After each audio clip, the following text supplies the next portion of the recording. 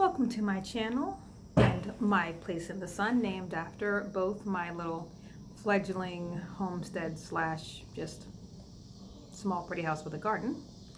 And today's edition, the first ever edition of a new segment called, fittingly enough, What's the Tea?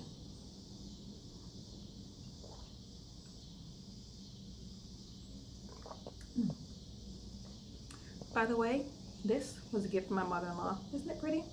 Sometime I'll show you a photo of the whole set. It's really quite nice. Anyway, moving on to what you came here for. Today we are getting the tea on lemon balm.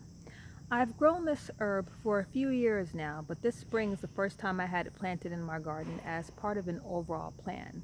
I can't take credit for this. It was drawn up by an edible landscaper.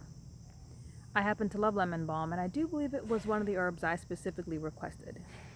I love it mostly because I think it smells delicious. I happen to love lemon. It's very fresh, it's very summery, but it has other uses as well. So let's take a look at the lemon balm, shall we? Here you see the lemon balm that is growing in my landscape. This is it right here. It is growing in front of some comfrey. We'll be doing the tea on comfrey in a future installment. And pineapple mint. And along this row here, we've got some green velvet evergreen boxwoods. Pardon, that's my son chopping down a tree. Anyway, some green velvet evergreen boxwoods. Now, as you can see, the lemon balm has kind of a toothed edge to the leaf. It grows in the same pattern you would find mint, and I believe that lemon balm is actually part of the mint family.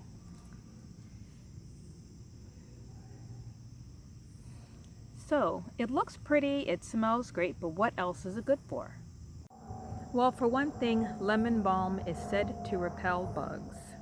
I will actually be trying this out for myself tomorrow. I've got a game to go to for the kid, just a scrimmage, a preseason thing. I'm sure she'll win, but that's another story for another time. You can crush it up and rub it on your skin. I'm anxious to try this because I don't really want to take a shower, get all fresh, and then go to the game smelling like off. It's really not that appealing, and bugs like my perfume, so that's also a no. What the bugs are responding to, or rather what is repelling them, is a substance, an element of the lemon balm plant that is called citronellol, which is also found in, you guessed it, citronella plants. But that's not the only thing lemon balm is good for. I like to make my own multi-purpose spray, and lemon balm is really good for that. All you've got to do is fill a jar with leaves and cover it with vinegar or alcohol. I've actually got both in this jar. It's vinegar almost to the top, and then I topped it off with probably about 4 ounces of alcohol. I just did this yesterday. I'm going to let it steep for 2 weeks, and all I've got to do is pour it into an empty spray bottle. I like to use this. You might actually recognize that if you use a certain kind of cleaner. Anyway, pour it into an empty spray bottle, and then use an equal amount of water, or if you want it extra strong, a little more vinegar, a little more alcohol, and essential oil. Essential oil really pumps up and intensifies the scent. As for my countertops, my glass shower doors, and my tile. Now here, I've got a bottle of homemade toner. The process is exactly the same. Well, yes, the process is the same as for making the cleaner, except instead of using vinegar, I cover it in witch hazel. Any witch hazel from the grocery store, the drugstore is great.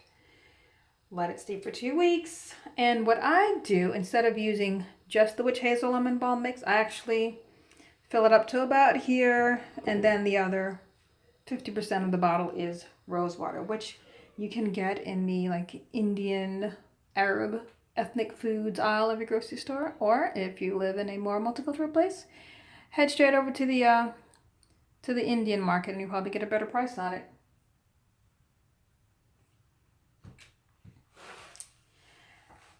Back to more of the medicinal other uses.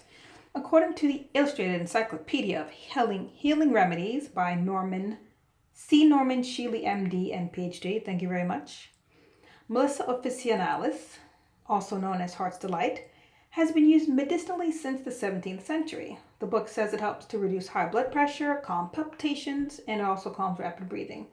It also says it's good for nausea, indigestion, and digestive spasms, and good for skin problems. There's more info in the book, and of course, you can always go online and look for more. You should try it. If anyone tries this lemon balm toner, let me know how you like it. I really do love it. It's less expensive and of course 100%, more natural than some of the stuff you find in the store. And I've got so much lemon balm, I've got to use it. So if you actually make this recipe, let me know how you like it.